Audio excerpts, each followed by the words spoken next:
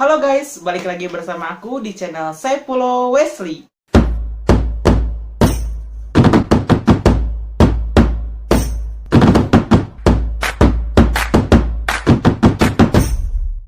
Apa kabar semuanya? Saya harap kalian dalam keadaan baik-baik saja. Pada kesempatan kali ini, kenapa saya memakai baju seragam sekolah? Karena kita pada hari ini akan membahas sebuah tips-tips belajar yang sangat ampuh yang bisa mengingatkan kita kepada pelajaran dan pelajaran itu tidak akan mudah lupa. Semoga video kali ini bisa bermanfaat ya teman-teman. Nah, buat teman-teman yang belum bergabung di channel ini, silahkan bergabung dulu ya dengan cara menekan tombol subscribe dan jangan lupa nyalakan lonceng notifikasinya agar gak ketinggalan setiap kali channel Saifullah Wesley upload video. Dan jangan lupa juga untuk berkomentar tentang hal-hal apa yang akan kita bahas untuk selanjutnya. Karena dengan menekan tombol subscribe merupakan suatu dukungan terhadap channel ini agar semakin berkembang. Yuk lanjut aja kita ke pembahasan topiknya. 13 cara belajar efektif yang paling ampuh menurut ahli neuroscience.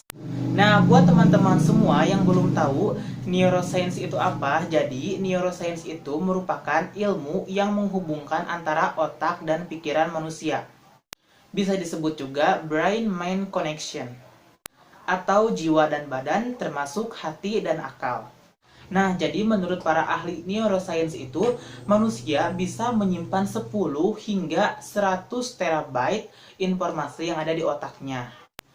Nah, untuk mengelola informasi sebanyak itu, para ahli neuroscience berkesimpulan bahwa ada 13 cara belajar yang paling efektif yang bisa kalian gunakan.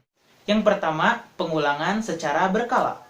Nah, untuk mendapatkan hasil yang terbaik, ternyata belajar itu dalam waktu yang singkat namun dalam frekuensi yang lebih sering. Contohnya, dalam setiap hari misalkan kita sempatkan waktu 15 menit untuk belajar, tapi di 15 menit itu kita harus terus mengulanginya. Misalkan 3 jam setelah 15 menit kita langsung mengulangi bab-bab ataupun pelajaran yang akan kita hafal. Begitupun seterusnya sampai kita bisa menghafal agar pelajaran tidak mudah lupa dan mudah diserap oleh otak. Dengan melakukan cara seperti ini, ternyata otak pun akan lebih mudah menyimpan informasi yang sudah kita hafal. Yang kedua, fokus. Fokus merupakan jadi hal yang paling utama agar pembelajaran bisa diserap baik melalui otak. Nah, di zaman sekarang ini biasanya yang bisa mengganggu sebuah pembelajaran itu tidak lain dan tidak bukan yaitu handphone. Nah, biasakan buat teman-teman yang ingin belajar dan benar-benar serius buat belajar, coba belajarnya itu dijauhkan dulu dari handphone dan biasakan usahakan banyakin buku. Jadi, belajarnya itu tidak dari handphone ya, tapi menggunakan buku. Kadang kalau kita belajar dari handphone, ada WhatsApp sedikit saja kita langsung buka, ataupun ada postingan terbaru di Facebook kita langsung kepo. Ada yang live stream di Instagram kita langsung nonton. Jadi usahakan untuk tidak memegang handphone saat belajar. Yang ketiga, selesaikan dulu hal yang lebih sulit. Nah, jadi kenapa sih para ahli neuroscience itu menyuruh kita mengerjakan hal yang lebih sulit terlebih dahulu? Ternyata ini benar-benar efektif buat belajar kita.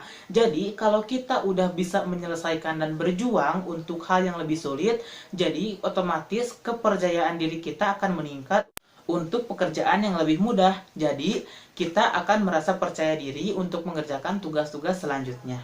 Yang keempat, menemukan gaya belajar yang sesuai. Nah, buat teman-teman, ternyata gaya belajar seseorang itu juga berpengaruh terhadap informasi yang akan kita serap melalui otak.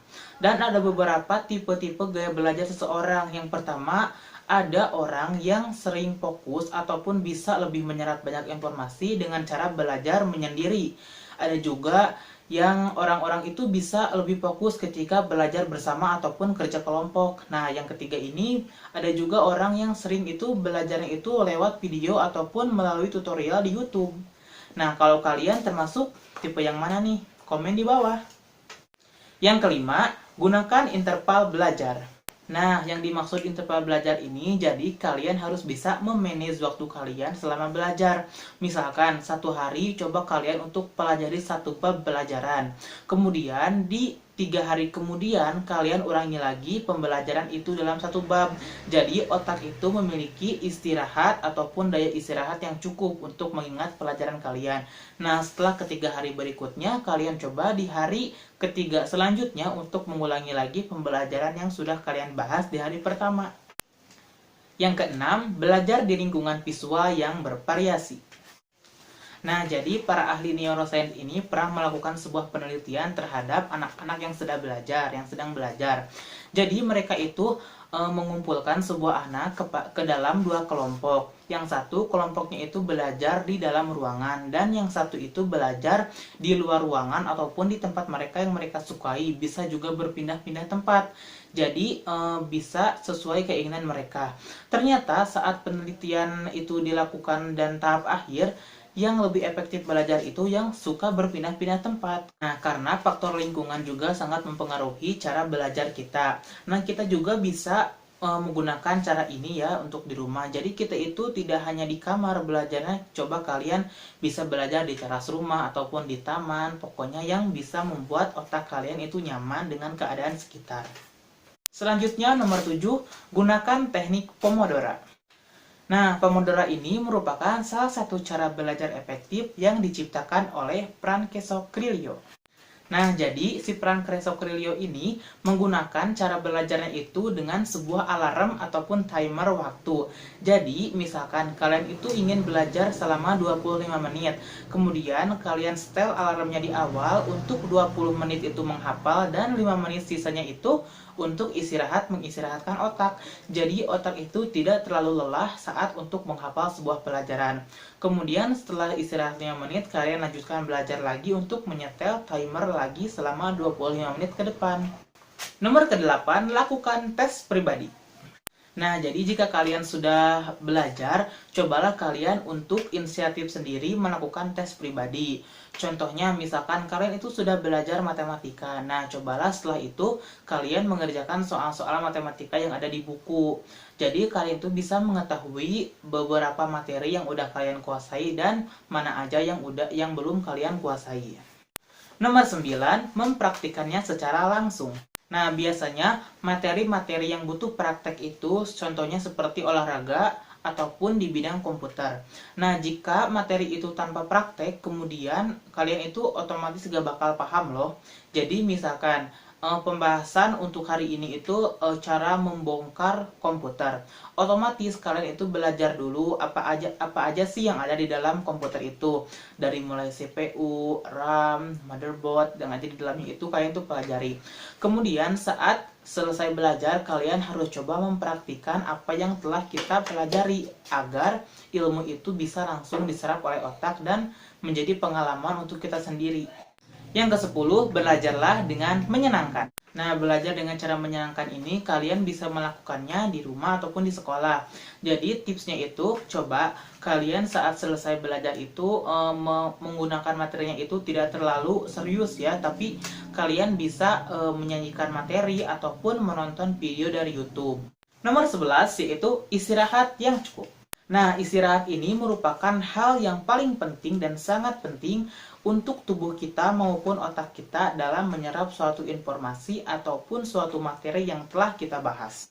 Nah, jadi jika kalian belajar di malam hari, coba kalian untuk bisa lebih mengatur waktu lagi. Misalkan jika mata kalian sudah lelah, kalian janganlah paksakan untuk belajar terlalu malam, karena itu membawa efek buruk terhadap otak dan pelajarannya pun akan sia-sia. Nah, coba kalian bisa lebih mengatur waktu.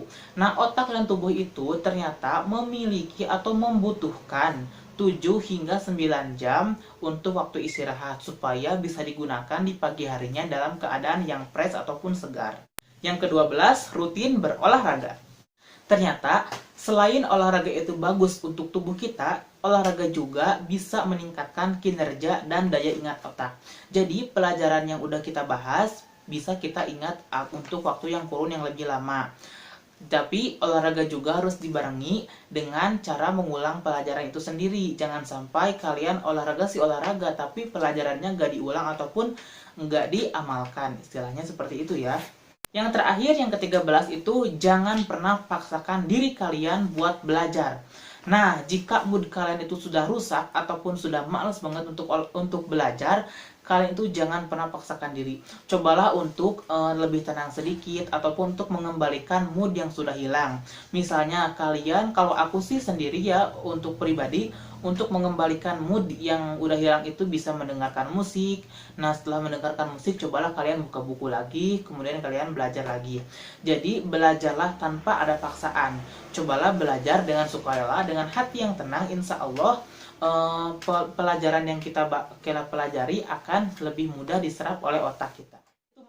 Nah teman-teman, itu merupakan 13 tips cara ampuh belajar efektif menurut para ahli neuroscience. Semoga video kali ini bisa bermanfaat untuk banyak orang, dan jangan lupa juga buat teman-teman yang belum bergabung dan masih ragu-ragu untuk bergabung di channel ini, silahkan bergabung dulu dengan cara menekan tombol subscribe dan nyalakan lonceng notifikasinya agar gak ketinggalan video terbaru dari channel Saifullah Wesley. Dan jangan lupa share video ini agar semakin banyak orang yang tahu cara belajar efektif itu seperti apa. Dan buat teman-teman juga mohon dukungannya untuk komen di kolom komentar untuk pembahasan di sesi selanjutnya. Sampai jumpa di video selanjutnya. Bye-bye!